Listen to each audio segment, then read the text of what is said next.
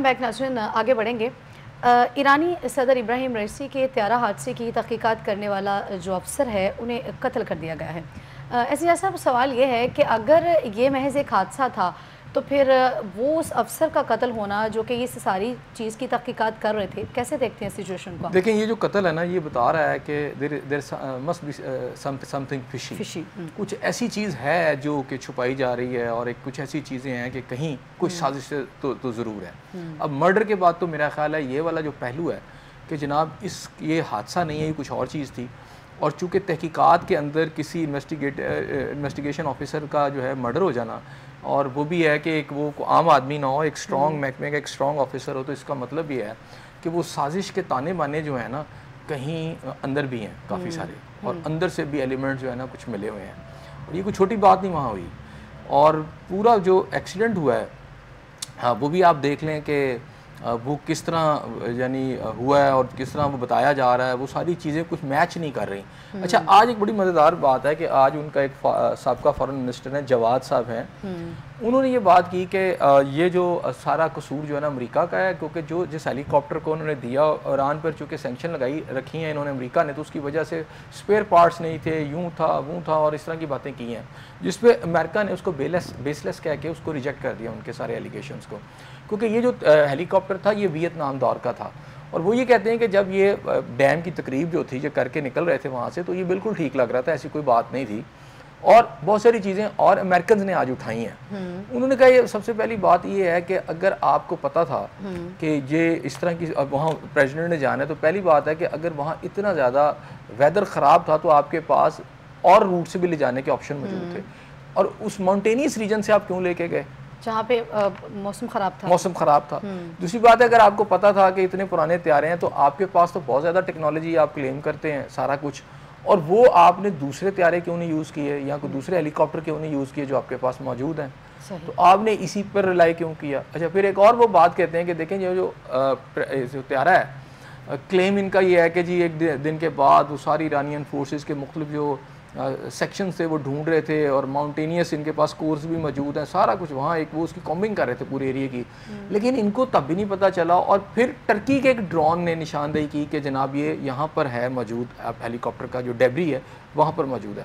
अच्छा, उसमें ये क्लेम करते हैं कि देखिए अगर टर्की का ड्रोन ये बता रहा है और उसके पास नाइट विजन है, तो क्लेम तो आपका है कि ईरानियन ड्रोन जो हैं ये बड़े जी इस वक्त आप समझे कि state of the art technology से इस वक्त वो मुसल्लह हैं, और ये है कि वो कभी आपको यमन में नज़र आते हैं, कभी आपको शाम तक पहुँचे होते हैं, वो ड्रोन तो हर जगह जा रहे हैं, तो अपने वो प्रेसिडेंट के त्यारे को नहीं देख सके। तो ये बहुत सारे क्वेश्चन हैं जो अमेरिकन ने आज उठाए हैं सारे इसके ऊपर, और उन्होंने कहा कि आप हमारी तरफ फिंगर पॉइंट ना करें।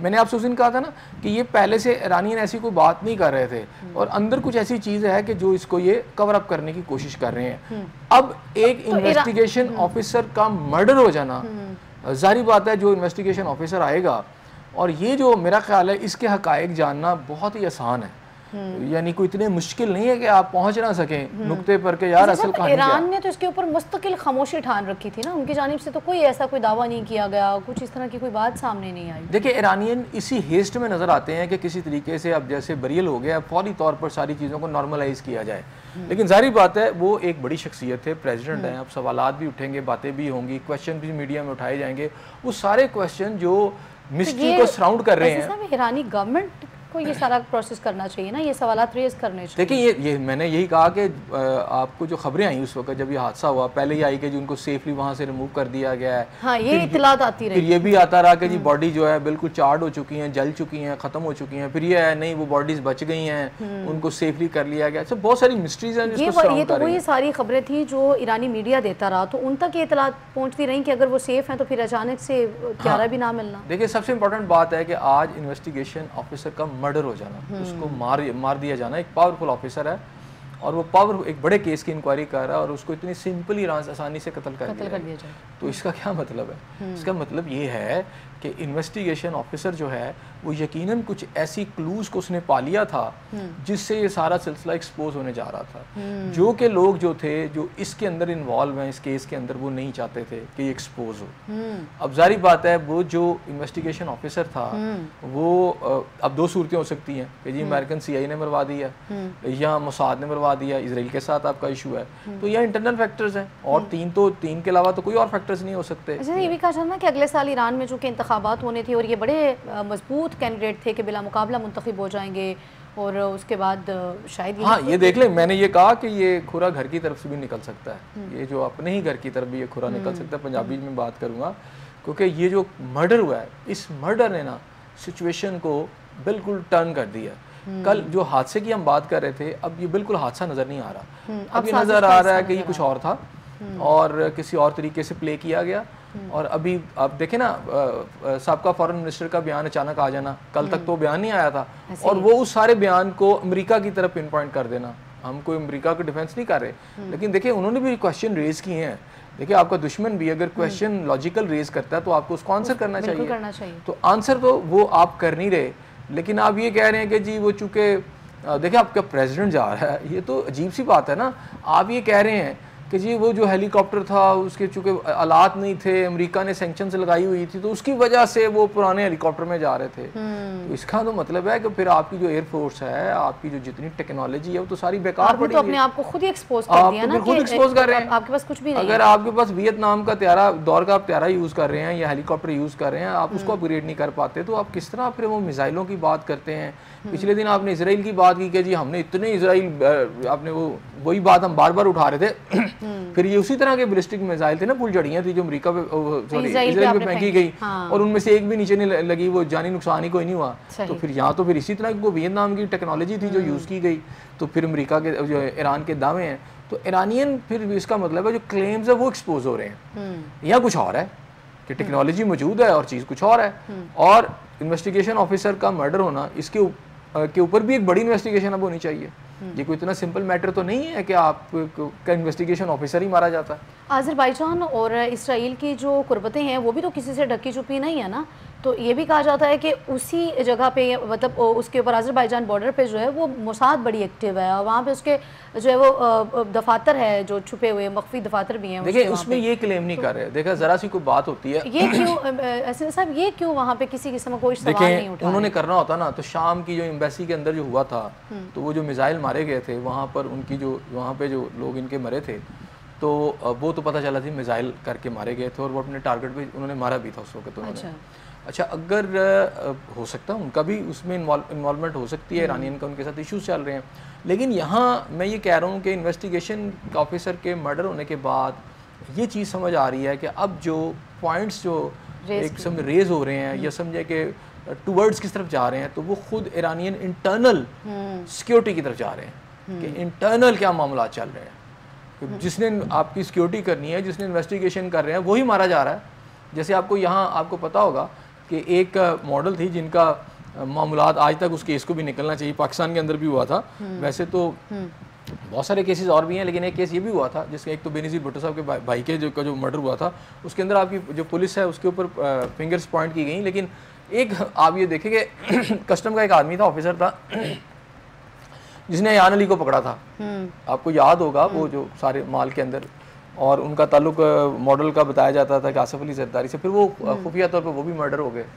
तो ये भी होता है कि बाज़ औक़ात उस केस की इन्वेस्टिगेशन करने वाले ऑफिसर भी मारे जाते हैं। इस तरह के जो हाई प्रोफाइल केसेस होते हैं, खैर ये प्रेसिडेंट ये तो बहुत हाई प्रोफाइल केस है ना, तो इन्वेस्टिगेशन ऑफिसर का मर्डर होना इस बात की निशानदेही करता है कि वो इन्वेस्टिगेशन ऑफिसर जो था वो हकायक तक पहुंच चुका था। तो उसको मर्डर करने का मतलब ये होता है, क्योंकि सारी बात है उसने अपनी कोई इंक्वायरी रिपोर्ट तो भी दी नहीं थी, उसने अपनी फाइंडिंग देनी होगी, लिखनी होगी, गवर्नमेंट तक पहुंचानी होगी।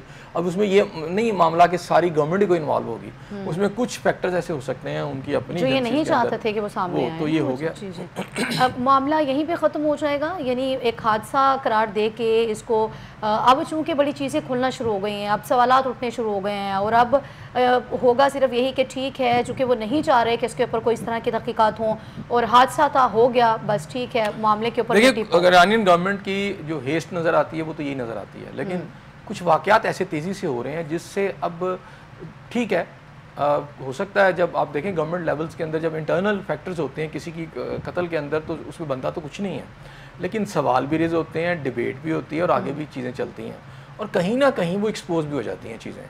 अब इस सारे वाक़े के बाद ये पता चलता है कि अब जो है जो आने वाले दिन हैं उसमें जो आपके ईरानियन गवर्नमेंट नहीं करेगी, ईरानियन गवर्नमेंट के एक्स ऑफिशियल्स या उनके जो हमायत करने वाले या उनके सिंपैथाइजर होंगे वो फिंगर पॉइंट करेंगे अमेरिका की तरफ या उनकी तरफ। लेकिन जो इन्वेस्टिगेशन होगी अगर हुई तो या आगे चीज़ें बढ़ेंगी तो वो मुझे लगता है कि इंटरनल के जो टुवर्ड्स इंटरनल जो भी कुछ हो रहा है उसका तरफ फिंगर पॉइंट करेगी। मुझे ये लग रहा है कि ये जो जितना भी ईरानियन प्रेसिडेंट की जो इस वक्त हादसा कहा जा रहा है चीज़ें कुछ और हैं और इंटरनल फैक्टर्स बड़े स्ट्रॉन्ग है, अवामिल हैं इसके अंदर और कुछ ऐसे फेसेस हैं कि अगर थॉरो इन्वेस्टिगेशन हुई और अगर सही इन्वेस्टिगेशन हुई तो डेफिनेटली चीज़ें बाहर की तरफ शायद कम है, अंदर की तरफ ज़्यादा। चीज़ें बाहर की तरफ कम और अंदर की तरफ ज़्यादा, सही हो गया। जैसे हम आगे बढ़ेंगे, वज़ीर-ए-आज़म शहबाज शरीफ का कहना है कि मुत्तहिदा अरब अमारात से जो है वो कर्ज नहीं बल्कि मुश्तरका सरमायाकारी चाहते हैं। कशकोल हमने तोड़ दिया जी, इस कशकोल से हम कहीं के नहीं थे। देखिए इस पर आप हंस ही सकते हैं, अब इस पर आप क्या कहें। अब देखें कशकोल तोड़ना, बातें करना, बड़ी बड़ी बुलंदोबांग दावे करना और मियां शहबाज शरीफ साहब तो देखें इनका तो जो ट्रैक रिकॉर्ड है वो ये बताता है कि ये बड़ी बड़ी बातें करते रहे, बड़ी बड़ी छोड़ते रहे, जरदारी साहब को ये घसीटते रहे हैं। अब इनकी बात पे तो बिलीव नहीं किया जा सकता। और जिस तरह देखें एक बात हम कहते हैं कि जी खान साहब यू टर्न के माहिर हैं, इमरान खान साहब, तो ये भी इस तरह की बातों के बड़े माहिर हैं, ये भी कम नहीं है, ये उसी कैटेगरी में नंबर 1 और 2 हैं। अब मुझे ये बताएं कि जो गवर्नमेंट इस वक्त IMF के आगे हाथ फैला के बैठी हुई है, कुछ $6 बिलियन अभी पिछले ख़त्म नहीं हुआ तो अगले के उसने प्रोजेक्ट आगे लॉन्च कर दिया है कि जनाब हमें 6 बिलियन या $8 बिलियन दें और तरले मिन्नतें कर रही है। और इस वक्त IMF का वफद पाकिस्तान आगे बैठा होता है, छोटे लेवल का कभी बड़े लेवल का, और फिर आपकी उसकी मर्जी से आप बजट बना रहे हैं। यानी आपका जो बजट आना है वो IMF की मर्जी से आना है, उसके अंदर जो बिजली की कीमतें हैं या जो भी चीज़ें हैं उनके जो उसके अंदर इनपुट होगा वो दिए बगैर अब आपकी कोई पॉलिसी नहीं चल सकती। आपने कौन सा कशकोल तोड़ दिया? हम मजाक करते हैं कौम के साथ, नया कर्ज आप ले रहे हैं और आप कह रहे हैं हम कशकोल तोड़ रहे हैं। अच्छा, आपने सऊदी अरब से कौन सा आपने इन्वेस्टमेंट लिया? आप सऊदी अरब हो, मुत्तहिदा इमारात हो या चाइनीज़ हो, आपने पिछला जो लोन है उसको रीशेड्यूल करवाया। कशकोल कहाँ तोड़ा है ये बता दें ज़रा। कशकोल तोड़ने के लिए भाई आपको कोई प्रोड्यूस करना पड़ता है, आप कौन सी प्रोडक्शन कर रहे हैं? आपकी सूरत हाल तो ये है कि पाकिस्तान के अंदर आप फॉरेन इन्वेस्टमेंट के नाम के ऊपर पाकिस्तान के अहम इदारों को एक तो प्राइवेटाइज कर रहे हैं, वो जो नेशनल इंपॉर्टेंस के इदारे हैं जैसे पाकिस्तान स्टील मिल, PIA, और इवन मैं फॉर एग्जांपल देता हूँ कि ये इदारे जो हैं ये आपकी डिफेंस की इंपॉर्टेंस के हवाले से बड़े इंपॉर्टेंट हैं। एक वक्त आएगा ये कहेंगे जी रेलवे को भी आप प्राइवेटाइज कर दें, सारा कुछ जो करें तो रेलवे प्राइवेटाइज कर दें। अब रेलवे की अहमियत थोड़ा सा मैं समझाने के लिए रेलवे की बात कर रहा हूँ, अगर चाहे वो नुकसान में है ना, लेकिन रेलवे अगर पाकिस्तान के साथ अगर किसी मुल्क की जंग हो जाती है, मतलब आपकी जंग हो जाती है इंडिया के साथ, तो आपका जो फौजी साजो सामान है उसकी मूवमेंट करने के लिए, उसको ट्रांसफ़र करने के लिए, उसको एक जगह से दूसरी जगह ले जाने के लिए जो आपके पास सबसे बड़ा सेटअप है वो आपके पास रेलवे है। तो अगर ये प्राइवेट सेक्टर को आपको दे देंगे तो इसका मतलब है कि आपने अपनी डिफेंस और अपनी सिक्योरिटी पे कंप्रोमाइज़ कर लिया और आप लाख कहेंगे जी हम चल नहीं रहा और ये दूसरे लोग आगे। ये क्यों लगता है ऐसे सब के इदारों की निजकारी कर देना या फिर वो इदारे जो खसारे में हैं उन्हें जो है वो या वो फैक्ट्रियाँ जो खसारे में हैं, वो इंडस्ट्रीज़ जो खसारे में हैं, उन्हें बजाय उसके ऊपर काम करने के उन्हें बंद कर दिया जाता है कि चूँकि वो खसारे में और हम उन्हें बंद कर देते हैं, या वो प्राइवेट उसको जो है वो उसकी निजकारी की जानिब जा जाता है। बेहतर नहीं है कि उन्हें जो है वो अपग्रेड किया जाए? देखें ये जो इनकी बात बताती है जो ये कर रहे हैं वो ये है कि एक तो इनकी नाअहली है, दूसरी एक बहुत बड़ी माफियाज हैं ये इन इदारों को ख़रीदने के लिए। ये बहुत बड़ी गेम हो रही है जिसमें इंटरनेशनल लोग भी हैं। आपको पता है कि IMF जो है मुख्तलिफ ममालिक के अंदर उसने ऐसा किया एक दो ममालिक के अंदर, वो ये है कि उनके जो नेशनल एसेट्स हैं पहले इतना कर्जा उस पर डाल दिया जाता है और फिर उनके बाद में नेशनल एसेट्स है उनको मजबूर किया जाता है निजकारी करें। जब निजकारी की बात आती है तो IMF ही पीछे होता है, वही इंटरनेशनल पार्टियाँ होती हैं जो लोकल जो आपके समझो टाइकून उनसे मिल के वो इदारे औने पौने में ख़रीद लेते हैं। और ये जो नेशनल एसेट होती है कोई रियासत उसी पर खड़ी होती है। रियासत के पास क्या होता है? रियासत के पास उसके इदारे होते हैं, उनकी वैल्यूज़ होती हैं। मसलन पाकिस्तानी रियासत के पास उसके एसेट्स क्या हैं? उसकी स्टील मिल है, ठीक है, उसका रेलवे उसकी एसेट है, उसकी PIA उसका एसेट है। अच्छा, ये सारे हमारे तो सारे गिरवी जा चुके हैं। अब गिरवी जाने के बाद अब उसे औने पौने में ख़रीदा जा रहा है। ये एक पूरा एक प्लान होता है और उसमें ये सारे मिले होते हैं कि आपके नेशनल एसेट्स, ये कहा जाता है कि ये चल नहीं सकते। मतलब PIA वो आपका इदारा है जिसने दुनिया की 1-2 बड़ी एयरलाइंस को खड़ा किया, जिसमें एमिरेट एयरलाइंस है, उसमें और दीगर एयरलाइंस हैं, और हमारे इदारों ने जो है, इन इदारों ने दूसरे मालिक में जाकर उनके इदारों को खड़ा किया। अच्छा, उन इदारों का अगर उनको प्राइवेटाइजेशन के उसके निजकारी की जाती है तो वो फिर बेहतर हो जाएंगे, फिर वो चल पड़ेंगे। अगर गवर्नमेंट के अंडर हैं वो तो तब वो नहीं चलेंगे। नून लीग के एक साबका वज़ीर आज़म है, ठीक है, उनकी इस वक्त एक बड़ी एयरलाइन है, वो PIA के उनको हेड भी रहे। हाँ। तो अच्छा, वो PIA नहीं चला सके, लेकिन वो कामयाब एयरलाइन, उनकी अपनी एयरलाइन चल गई, वो कामयाब एयरलाइन। पाकिस्तान के अंदर प्राइवेट सेक्टर के अंदर तो चीज़ें चल रही हैं, लेकिन जो पब्लिक सेक्टर है या गवर्नमेंट सेक्टर है उसमें चीज़ें क्यों नहीं चल रही? एक तो ये देखें, इस ब्यूरोक्रेसी ने को खून की, इसका खून चूस लिया पूरी तरह। ये अगर इतने काबिल होते, ये ब्यूरोक्रेसी, इनके नीचे कोई एक गवर्नमेंट का इदारा तो तरक्की कर रहा होता ना। अगर ये इतने ही काबिल हैं, सिंपल सी बात है, इनको आपने प्रोडक्शन प्रिविलेजेस के नाम पर वो यकीन करें, वो ऐसे जैसे मुगलिया शहजादे नहीं रहते, ये इस तरह इस मुल्क के अंदर रह रहे हैं। अपनी मरात उनकी खत्म, दर्जनों गाड़ियां जी, आप फ्री बिजली सारा कुछ कर रहे हैं। अच्छा, अब इसमें शहबाज शरीफ साहब जो बात वहाँ कर रहे हैं, ज़रा आप अमारात के साथ इन्वेस्टमेंट लाने की बात कर रहे हैं, $10 बिलियन की उन्होंने यकीन दहानी कराई है, लेकिन आपको ये समझना पड़ेगा, ये जो आप इन्वेस्टमेंट यहाँ ला रहे हैं, आप कह रहे हैं जी शराकत-दारी करें, शराकत-दारी आप क्या कर रहे हैं? आप उनको जो दे रहे हैं, जरा वो तो गौर करें, आप क्या कर रहे हैं? आप उसको कर रहे हैं, एक तो आप शिपिंग के अंदर कर रहे हैं, आप समझ लें ग्वादर पोर्ट। अच्छा, दूसरा आप कर रहे हैं, अच्छा आप दुबई से क्या ले सकते हैं जी, आप मुझे बताएं। आप वो कहते हैं जनाब हम ज़्यादा IT के अंदर कर रहे हैं, वो दुबई IT में कहाँ आगे निकल गया भाई? पाकिस्तान में आज भी IT उससे आगे है। अच्छा, वो उनका तो बेसिकली आपकी उसकी सियाहत का वो सारा है, या बैंकिंग का थोड़ा निज़ाम आप कह लें। दूसरा आप उसमें फूड में कर रहे हैं। बेसिकली प्लान ये है कि जो आपकी चाइनीज़ कॉरिडोर बनेगा, इसके दाएं और बाएं जो बहुत बड़ा एक एरिया है, वो ग्रीन बेल्ट्स की शक्ल में आप वो गवर्नमेंट देगी, और फिर ये सारा का सारा एरिया जो है, यहाँ जो भी प्रोड्यूस होगा वो पाकिस्तानियों को नहीं मिलेगा, वो इमारात को चला जाएगा, वो सऊदीज़ को चला जाएगा, और उसमें बाकी लोग भी आना शुरू हो गए हैं। और इस सारी प्रोजेक्ट के अंदर देखें, इसका जो पाकिस्तान के जो लोकल बिजनेसमैन है या ट्रेडर हैं, उनको पता तक नहीं है, किसी चैम्बर के बंदे को नहीं पता, कुछ इदारे हैं और ये लोग हैं, ये मिल के बना रहे हैं। अच्छा, इसके जितने फ्रूट्स आएंगे, इसका जितना फल आएगा, इसका जो कुछ भी होगा, ये सारा इन्हीं की जेबों में जाएगा। इन्वेस्टमेंट के नाम पे जारी बात है, अगर वो $10 बिलियन रहेंगे तो आप देंगे उनको क्या? आप अपनी एक बहुत बड़ी ज़मीन जो बिलियंस ऑफ रुपीज़ की है, वो आप उनको देना पड़ेगी, और उस पर जो खुराक पैदा होगी, ये जो आप फूड कर रहे हैं इमारात के साथ, वो क्या कर रहे हैं? वो यही कर रहे हैं आप उसके साथ। तो इसका मतलब ये हुआ कि आप ये जो बात कर रहे हैं कि जी हम इन्वेस्टमेंट कर रहे हैं, ये इन्वेस्टमेंट इस तरह की है कि आपने मजीद एसेट जो है आप दूसरों के हवाले कर रहे हैं। हालांकि क्या इस बेल्ट पर खुराक जो है हम खुद नहीं उगा सकते, और हम खुद नहीं उसको एक्सपोर्ट कर सकते। यहाँ तो अपने किसानों के साथ आप जो हाल कर रहे हैं वो सबके सामने है। अच्छा, ये लोगों को ना बस बेवकूफ़ बना रहे हैं, और ये समझते हैं कि पाकिस्तानी कौम बेवकूफ़ है, वो बन जाएगी। साहब, ये सरमायाकारी की जो बात कर रहे हैं, तो अगर पाकिस्तान जो है वो मुत्तहिदा अरब अमारात से जो है वो सरमायाकारी की गुफ्तगू हो रही है, उसमें एक बड़ा वाज़ेह फ़र्क तो ये नज़र आ रहा है कि वहाँ की आबादी देखें और अपनी देखें, आप 240 मिलियन पे स्टैंड कर रहे हैं, वो 1 मिलियन के लगभग है। तो आप अपना मुवाजना क्यों कर रहे हैं उनके साथ? ये वज़ीर-ए-आज़म साहब को क्या सूझी है कि वो अपना मुवाजना जो है वो मुत्तहिदा अरब अमारात के साथ कर रहे हैं? देखिए, वो सारा का सारा मिला लेना तो शायद लाहौर या कराची भी उससे बड़ा है। हाँ जी, 1 मिलियन। उनकी इकॉनमी वो खड़ी है सैरो सियाहत के ऊपर, उन्होंने अपनी इकॉनमी खड़ी की है। उनकी ऑयल है, ऑयल से ज़्यादा उनकी सैरो सियाहत, और जो भी उनके वो प्रोजेक्ट्स हैं वहाँ वो करते हैं। पाकिस्तान जैसा मुल्क, ये तो शर्मनाक है ना कि अगर हम IT में भी आज पीछे हैं। हमारे रिसोर्सेज देंगे कितने बिलियंस ऑफ रुपीज़ के रिसोर्सेज हैं। गोल्ड के बड़े रिजर्व यहाँ मौजूद हैं, ऑयल के रिजर्व यहाँ मौजूद है, गैस के बड़े रिजर्व यहाँ मौजूद हैं।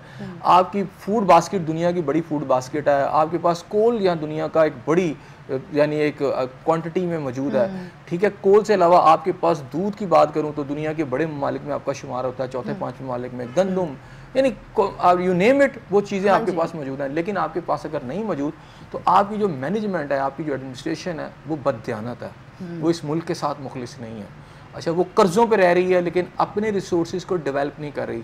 अगर अपने रिसोर्सेज को डेवलप किए भी जाते हैं तो वो बाहर वालों के हवाले किए जा रहे हैं। हमारे यहाँ पर जो इशराफिया है, आपकी जो पॉलिटिकल इशराफिया है या आपकी हुक्मरान इशराफिया, वो सारे पाकिस्तान के अंदर ज़मीनों का कारोबार कर रहे हैं। आपको कहाँ इंडस्ट्री लग रही है? आपकी एग्रीकल्चर ख़त्म की जा रही है और हाउसिंग सोसाइटियों में तो आप काम कर रहे हैं। यानी इस मुल्क के साथ कौन मुखलिस है? अगर लाहौर की फिजा जो है या दुनिया का गंदा तरीन शहर बन चुका है, आलूदा हो चुका है, तो उसके पीछे क्या है? Housing society. उस माफिया के पीछे आपको नजर आ जाएगा ब्यूरोक्रेट से लेके कौन है यू नेम जो इसके अंदर मुलविस नहीं है। पहले तो शहबाज शरीफ साहब आप ये जवाब दें कि आप जो इन्वेस्टमेंट ला रहे हैं या आप चाइनीज कॉरिडोर के साथ और इर्द गिर्द जितने भी आप प्रोजेक्ट चला रहे हैं, उसमें आपका लोकल इंडस्ट्रियलिस्ट और लोकल आपका ट्रेडर कहाँ खड़ा है? वो है ही नहीं, उसे पता ही नहीं है, उसे ये पता ही नहीं इसका ब्लूप्रिंट क्या है, इसके पीछे चलाना किसने है। जो चलाने वाले वो बहुत ताकतवर हैं, वो सारा कुछ इसमें से निकाल रहे हैं और जो इन्वेस्टमेंट भी आ रही है उनकी तरफ जा रही है। तो ये कहना कि जी हमने कशकोल तोड़ दिया, भाई इस तरह ना करें। अब इनको लग रहा है कि कशकोल इन्होंने तोड़ दिया और गुजारा हो जाएगा, चूंकि मैशत भी बेहतरी की तरफ जा रही है। मैंने तो कहा कि आप $6 बिलियन का दुनिया का बड़ा कह रहे हैं हमारी मैशत काम नहीं करती, हमने कशकोल तोड़ दिया। कशकोल तोड़ना तो ये था कि शहबाज शरीफ कहते हैं कि IMF से मजीद कर्जा नहीं चाहिए, कशकोल तोड़ दिया, किसी मुल्क से कोई कर्जा नहीं चाहिए, कशकोल तोड़ दिया। तो यहाँ आप कर्जा भी ले रहे हैं, साथ कह रहे हैं कि जी कशकोल तोड़ दिया। आपने तो अपना कशकोल और बड़ा कर दिया है। पहले अगर वो इतना था तो आपने ऐसे पकड़ के दोनों हाथ खुले कर दिए और आगे कर दिया कि भाई आपकी मेहरबानी है, $6 बिलियन इसमें डाल दें, हम मर जाएंगे, या $8 बिलियन डाल दें, और फिर अब बाकियों के पास भी जा रहे हैं। आप बेसिकली उनसे भी जो चीज़ ले रहे हैं वो भी कशकोल ही है। आप कशकोल का कहते हैं यार हमें दे दें और हमारे एसेट जो है उन्हें पाने में बेशक ले लें। और अगर आप देखें तो ये पूरा एक माफिया होगा जो पाकिस्तान के जो नेशनल एसेट्स हैं, मतलब और स्टील मिल की मैं आज आपको बात बताऊँ, ये इतनी इंपॉर्टेंट है कि पाकिस्तान में हैवी इंडस्ट्री जो है, चाइना अगर आज पूरी दुनिया में डेवलपमेंट कर रहा है, पहाड़ों पर जाके एक डेवलपमेंट प्रोजेक्ट लगा रहा है, तो उसके पीछे उसकी हैवी इंडस्ट्री है। और हैवी इंडस्ट्री बनाने के लिए आपको बड़ी मशीनें बनाने के लिए आपको मिल्स की, स्टील मिल्स की, बड़ी स्टील मिल्स की जरूरत होती है। पाकिस्तान के पास एक स्टील मिल है, आप वो भी उसको बेच रहे हैं, आपके पास है ही नहीं, एक किस्म की बंद पड़ी है। तो आप तो जारी बात है, दुनिया में अगर आपने तरक्की करने, तरक्की याफ्ता ममालिक का मुकाबला करना है तो पहले हैवी इंडस्ट्री तो बनाए अपने मुल्क में। बिल्कुल ऐसे ही अगर आपने जो है वो दुनिया का मुकाबला करना है तो पहले अपनी इंडस्ट्री जो है उसको तो बेहतर करें। इसके साथ ही फिल वक्त मुझे इजाज़त, कल फिर मुलाकात होगी, सेम चैनल सेम टाइम। अल्लाह ने के बाद।